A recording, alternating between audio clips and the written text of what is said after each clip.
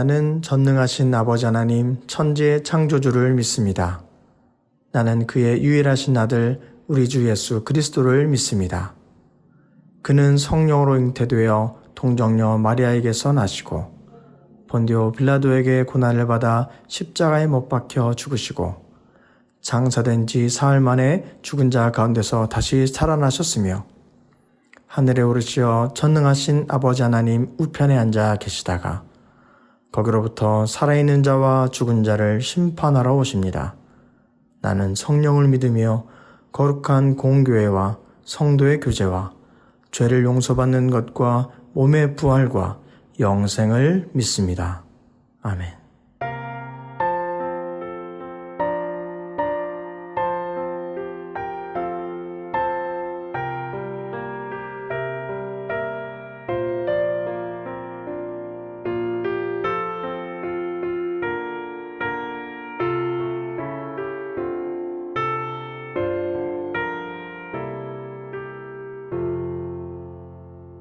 내 주 되신 주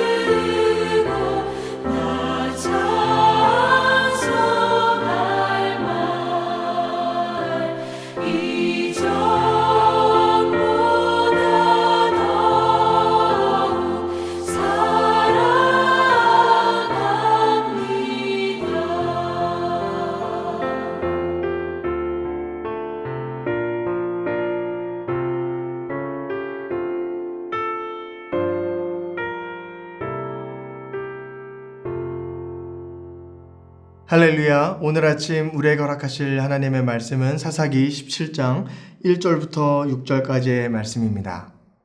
사사기 17장 1절부터 6절까지의 말씀을 봉독하도록 하겠습니다. 에브라임 산지에 미가라는 이름하는 사람이 있더니 그의 어머니에게 이르되 어머니께서 은 1,100을 잃어버리셨으므로 저주하시고 내 귀에도 말씀하셨더니 보소서 그 은이 내게 있나이다. 내가 그것을 가져갔나이다 하니 그의 어머니가 이르되 내 아들이 여호와께 복받기를 원하노라 하니라. 미가가 은 1,100을 그의 어머니에게 도로 주매 그의 어머니가 이르되 내가 내 아들을 위하여 한 신상을 새기며 한 신상을 부어 만들기를 위해 내 손에서 이 은을 여호와께 거룩히 드리노라. 그러므로 내가 이제 이 은을 내게 도로 주리라. 미가가 그 은을 그의 어머니에게 도로 주었으므로 어머니가 그 은 200을 가져다가 은장색에게 주어 한 신상을 새기고 한 신상을 부어 만들었더니 그 신상이 미가의 집에 있더라. 그 사람 미가에게 신당이 있으므로 그가 에봇과 드라빔을 만들고 한 아들을 세워 그의 제사장으로 삼았더라. 그때에는 이스라엘의 왕이 없었으므로 사람마다 자기 소견에 옳은 대로 행하였더라. 아멘. 하나님 말씀입니다. 오늘 나오는 사사기 17장부터는요. 마지막 끝나는 21장까지 사사시대에 얼마큼 이스라엘 백성들이 타락하고 있었는가, 그들의 삶에 어떤 문제가 있었는가를 알려주고 있습니다. 사사기 3장부터 16장까지는 연대기 순으로 그 지역마다 하나님께서 세우셨던 그 사사들의 역할들과 그들이 행했던 일들을 보게 됩니다. 하지만 오늘 이어지는 17장부터 마지막 21장까지는 시간적인 연대기 순이 아닌 사건을 중심으로 두 가지 이야기를 통해서 이스라엘 백성들이 이 사사시대에 어떤 삶을 살아가고 있었는가, 얼마큼 타락하였고 하나님 없이 살았을 때 그 삶 가운데 어떤 일이 펼쳐졌는가를 보여주고 있습니다. 그 첫 번째 에피소드가 바로 17장, 18장에 나오는 미가의 신상의 이야기이고요. 그리고 19장부터 마지막 21장까지 레위인의 첩에 대한 이야기, 이렇게 두 가지 이야기를 통하여서 사사기를 결말하며 사사시대를 대표하는 이야기로, 그 시대를 알려주는 이야기로 사사기는 기록하고 있습니다. 그 두 가지 이야기 중에 첫 번째 이야기가 바로 오늘 말씀에 나오게 됩니다. 바로 미가의 집에 있었던 신상의 이야기입니다. 에브라임 산지에 미가라 이름하는 사람이 있었습니다.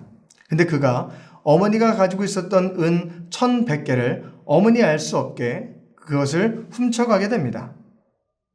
그리고 어머니는 누가 가져갔는지 알 수 없으니 그것을 가져간 자를 저주하게 됩니다. 그 이야기를 미가가 들었고요. 어머니에게 다시금 그 은 1,100개를 돌려주게 됩니다. 그때 어머니께서는 그 받았던 은을, 그 중에 일부 은 200개를 가지고서 신상을 만들게 됩니다.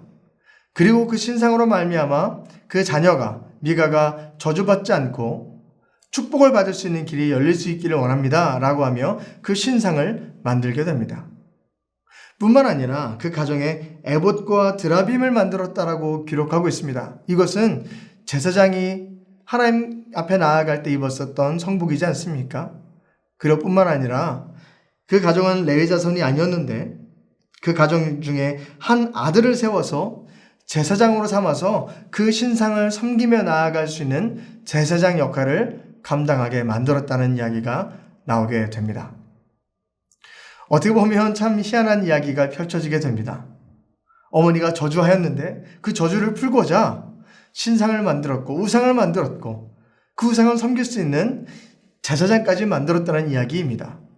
어떻게 이것이 이스라엘 백성의 이야기일까 생각하겠지만 그 어머니의 이야기를 좀 더 구체적으로 본다면 더 이해할 수 없는 말들이 오고 갑니다. 우상을 만들었을 때 그가 어떻게 이야기합니까? 오늘 2절 말씀에 어머니께서 이렇게 이야기합니다. 그의 어머니가 이르되 내 아들이 여호와께 복받기를 원합니다. 우상을 만들었던 어머니였지만 어떻게 이야기합니까? 여호와께 복받기를 원합니다. 내가 저주를 선포했는데 그 저주가 이 아이에게 가는 것이 아니라 하나님의 복이 임하길 원합니다. 그리고 또 이렇게 이야기합니다. 신상을 만들면서 이 은을 여호와께 거룩히 드립니다 라고 이야기합니다. 은으로 우상을 만들면서 이 우상을 여호와께 거룩히 드리기 원합니다 라고 이야기하게 됩니다. 절대로 이해할 수 없는 일들이 펼쳐지게 됩니다.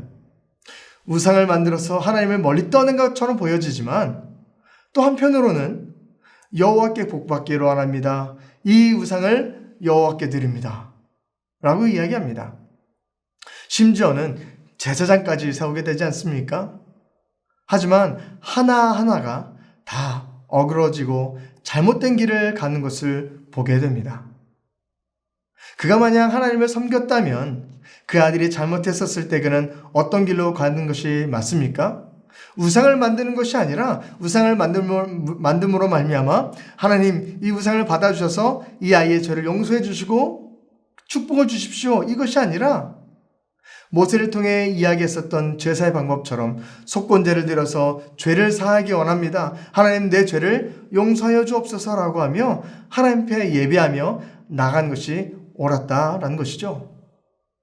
뿐만 아니라 제사장을 자신의 가족에서 한 아들을 세워서 제사장을 삼는 것이 아니라 레위인을 찾아가서 우리를 위해서 기도해달라고, 우리를 위해서 예배를 드려달라고, 죄를 사해 주시는 그 거룩한 예배를 우리가 드립시다라고 그를 찾아가서 그런 일들을 행해야 되는 것이 맞았다라는 것이죠.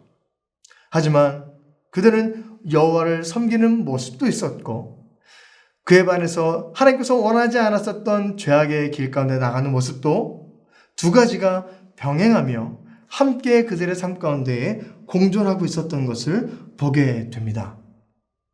혼합한 신앙을 가지고 있었습니다. 세상의 것과 하나님의 것이 공존하며 이상하게 묶여 있었다라는 것이죠. 그래서 6절에서 이렇게 기록하고 있지 않습니까? 그때에는 이스라엘의 왕이 없었으므로 사람마다 자기 소견에 오른 대로 행하였다라고 이야기합니다. 이스라엘의 왕이 없었다. 그들이 붙잡고 있었던 왕 대신 하나님을 의지하지 않았고 사람마다 자신의 소견에 오른 대로 자신의 생각에 맞는 대로 그대로 행하는 삶들을 살아갔다라는 것을 보여주게 됩니다. 앞서 말씀드린 대로 사사기 17장부터 21장까지는요. 이스라엘 사람들이 사사시대에 어떤 삶을 살아가는가를 실상을 보여주고 있습니다. 그 첫 번째 이야기로 미가의 신상을 만들었었던 이야기입니다. 그들이 혼합된 잘못된 신앙의 길로 나아가게 되었고 뿐만 아니라 이것은 시대적으로 봤었을 때에 사사시대 초반이었습니다.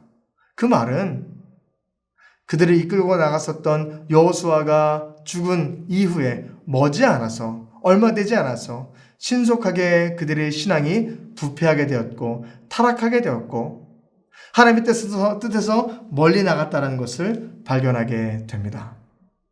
사랑하는 성도 여러분, 우리는 복음의 능력을 확신히 붙잡되 변질되지 않는 그 색깔을 가져가 될 줄로 믿습니다. 성경은 오직 한 분 예수 그리스도만 이야기하고 있습니다. 그로 말미암지 않고는 우리가 복음의 길로 나아갈 수 없다라고 이야기합니다. 이것은 세상의 그 어떤 것과도 섞이지 말아야 될 줄로 믿습니다. 사도행전 4장 12절에 이렇게 말씀하십니다. 다른 이로서는 구원을 받을 수 없나니 천하 사람 중에 구원을 받을 만한 다른 이름을 우리에게 주신 일이 없다라고 말씀하고 계십니다. 우리 신앙을 지켜나갈 때 우리는 꼭 이것을 기억해야 합니다. 예수 그리스도 이외에 다른 이름으로는 구원을 받을 수 없다. 많은 이단들이 또 복음과 세상의 것들을 섞어서 이야기하고 있지 않습니까? 그때 우리는 판별할 근거가 있습니다. 우리를 구원할 분은 바로 예수 그리스도 한 분이시다라는 것을 우리가 기억해야 될 줄로 믿습니다. 요한복음 14장 6절에도 이렇게 말씀하십니다.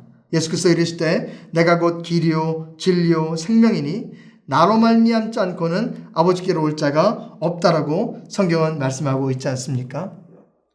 우리가 복음을 붙잡고 나아갈 때에 흔들리지 않고 세상과 섞이지 않는 단 한 가지 비결이 있다면 바로 예수 그리스도 그분만이 우리의 생명의 길이라는 것, 참된 진리 되신다는 것, 그로 말미암지 않고는 우리가 저 하나님 앞에 나아갈 수 있는 길이 열리지 않는다는 것, 그것을 기준으로 삼고 나가는 우리가 되야 될 줄로 믿습니다.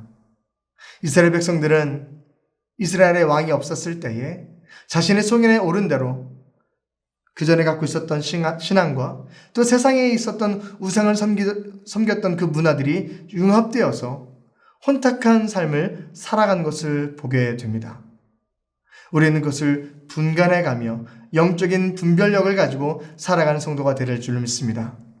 지금 이 시대도 많은 것이 혼탁해지고 있고 쉽슬려 가고 있는, 그것에 너무나도 쉽게 무너질 수밖에 없는 시대를 살아가고 있습니다. 그럴수록 우리는 더욱더 말씀의 기준을 삼고 흔들리지 않고 우로나 좌로나 치우치지 않고 오직 예수 그리스도를 붙잡고 나아갈 수 있는 성도가 되어야 될 줄로 믿습니다.